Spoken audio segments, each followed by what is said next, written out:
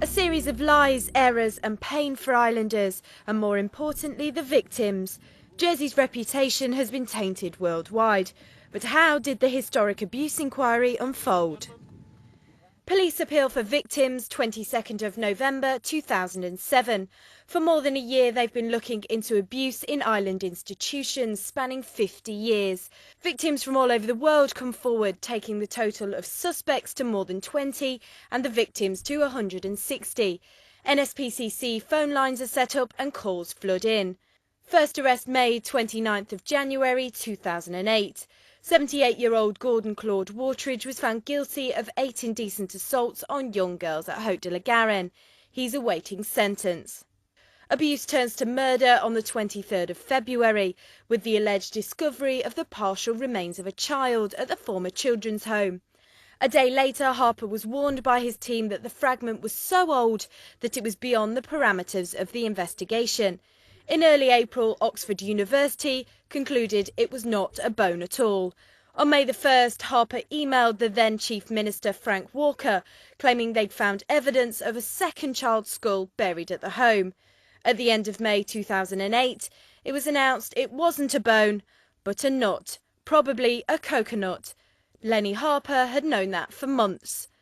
Second man charged on April the 28th with offences related to historical abuse. Claude James Donnelly was given 15 years for indecent assault and rape. The third arrest came on July the 28th. 46-year-old Michael Obin pleaded guilty to abusing young boys when he was resident at the home. He was given a suspended sentence, having served 1 year and 21 days at Lemoy Prison. In August, Lenny Harper retired from the force, effectively meaning he can't be challenged on his actions.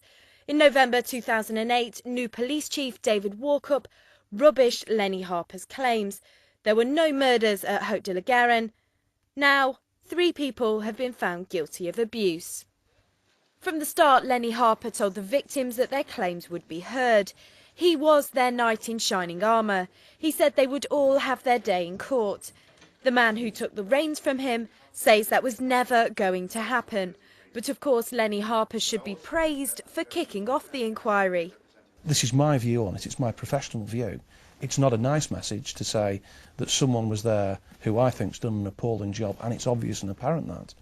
And also that some of these people who have got legitimate complaints aren't going to see the day in the court because the evidence isn't there. That's the truth. But they should have been given that expectation.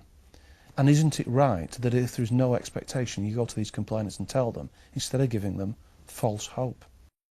When an officer in charge of a case like this starts investigating, they normally set a series of boundaries, primarily who they can prosecute.